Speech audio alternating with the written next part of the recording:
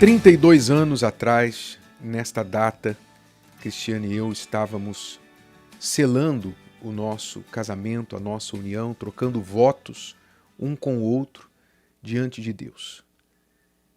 Nós estávamos cumprindo aí um sonho da nossa juventude, um sonho da nossa vida e um sonho de servir a Deus juntos. Um sonho que rapidamente, depois de mais ou menos um ano, podemos dizer um ano de lua de mel, não é? Onde nós nos entendíamos bem, estávamos bem.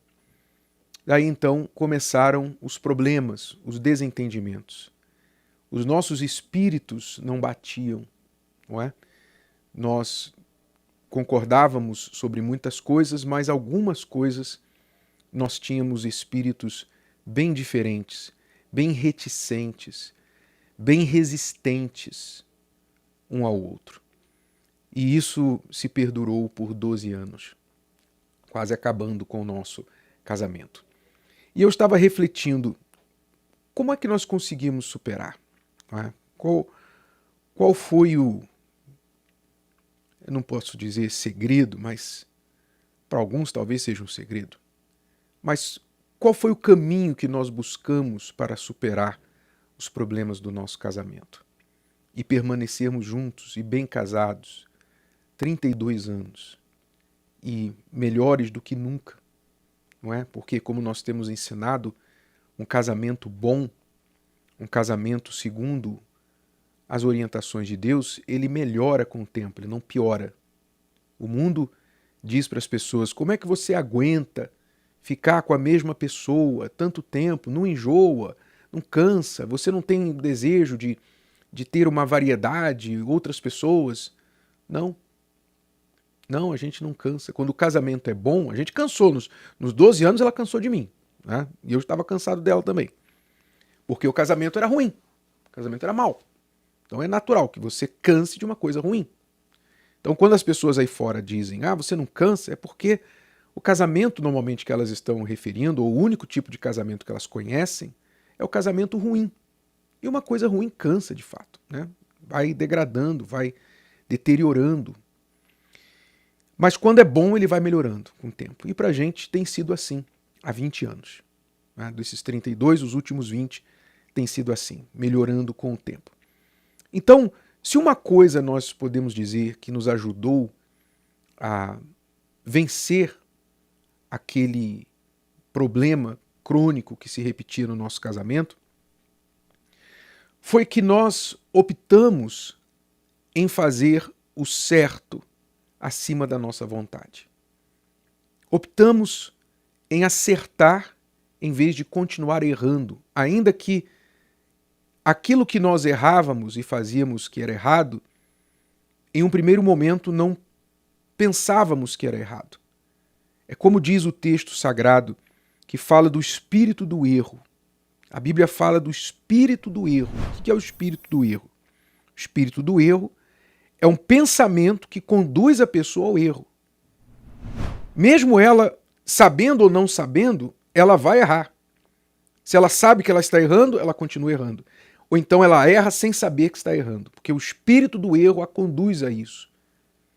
E quantos casamentos terminam por causa do espírito do erro? Terminam porque a pessoa está entranhada no seu erro, na sua maneira de ser, e ela não quer abrir mão, ela prefere acabar o casamento do que abrir mão das suas convicções, abrir mão dos seus erros, do seu jeito de ser. Então acaba o casamento, porque a pessoa ela prefere se divorciar de quem ela ama do que se divorciar dos seus erros. E se há uma coisa que nós fizemos, tanto eu quanto ela, para que hoje estivéssemos aqui, foi exatamente isso. Nós decidimos nos divorciar, nos separar dos nossos erros, em vez de separar um do outro. Isso aí mudou o nosso casamento. Mudou porque, primeiro, nós reconhecemos onde estávamos errando. Eu reconheci que eu não era o grande marido que eu achava que era. Eu tive de reconhecer, porque como eu poderia ser um bom marido e a minha esposa estava dizendo que queria se separar de mim. Não é? Até ouvir essas palavras, eu achava que era tudo da cabeça dela, que eu era um bom marido. Mas como pode um bom marido fazer a esposa tão infeliz que ela quer ir embora? Então eu tive de olhar para dentro de mim e reconhecer os meus erros. Eu tive de reconhecer que eu não era tudo o que eu pensava que eu era. Eu tive de divorciar dos meus erros, me separar dos jeitos que eu achava que eram parte de mim, assim como a minha pele, a minha carne, as minhas unhas, os meus braços são parte de mim. Eu achava que o meu jeito era parte de mim e eu não iria mudar. E ela tinha que me aceitar do jeito que eu era.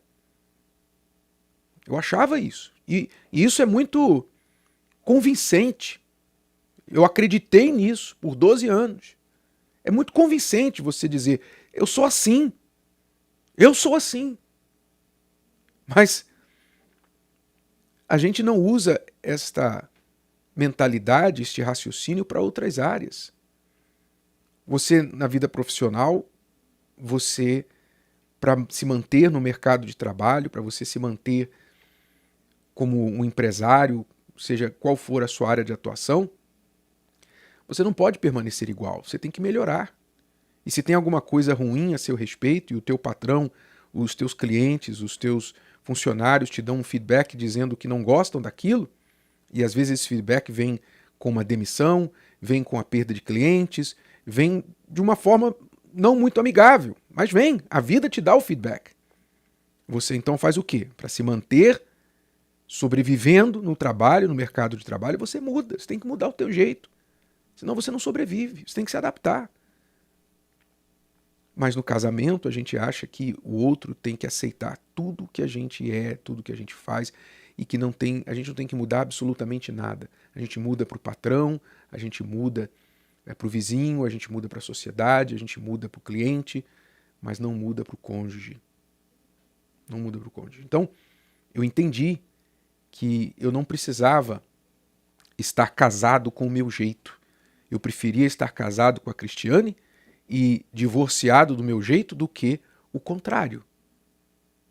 Então, quando eu abandonei o espírito do erro, quando ela abandonou o espírito do erro, erros que nos faziam conflitar, nos faziam bater de frente um com o outro, quando nós decidimos deixar de errar e fazer o que era o certo, o que era o melhor para o nosso casamento e comer um pouquinho de torta de humildade enquanto fazíamos isso, porque isso requer humildade, então aí sim os problemas um por um foram sendo eliminados e nós fomos finalmente nos tornando uma só carne, uma só mente, uma só cabeça, um só espírito. E assim tem sido. Graças a Deus. Não quero dizer que as tentações não vêm. Tentações, pensamentos contrários, porque somos humanos e vem tentações, às vezes você está impaciente, às vezes você não está tendo um bom dia, às vezes vem um sopro do mal na sua cabeça. O espírito do erro não deixou de atuar, não saiu do mundo, o espírito do erro está no mundo. Preste atenção, você marido, você mulher, o espírito do erro sopra na sua cabeça. Ele sopra, lembra do rei Davi? O espírito do erro soprou nos ouvidos dele. Quando ele olhou para Batseba, o espírito do erro falou para ele assim, olha, e se? E se? Imagine.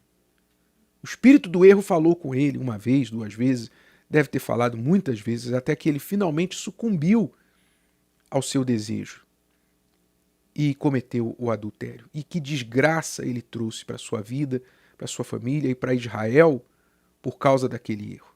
Então o espírito do erro continua atuando no mundo hoje. O espírito do erro vai sempre falar, vai sempre sugerir, às vezes com propostas bonitas, com propostas assim atraentes, com palavras muito convincentes, sedutoras, palavras que vão fazer muito sentido. O espírito do erro vai chegar a você e vai te induzir a fazer aquilo que, no fundo, você sabe que é errado. Você sabe, Mas o espírito do erro vai falar para você assim: ah, mas você merece. Ah, mas todo mundo faz. Ah, qual o problema? Você é humano, não é? O espírito do erro vai trazer para você as sugestões. E aí, se você agir sobre ele, você vai arrebentar a sua vida. Você vai arrebentar. Não é só casamento, não.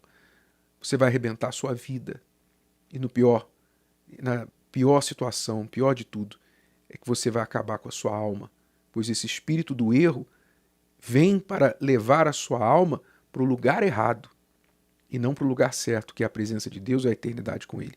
Mas o lugar errado, que é a ausência de Deus, o inferno, a maldição da condenação e separação eterna de Deus.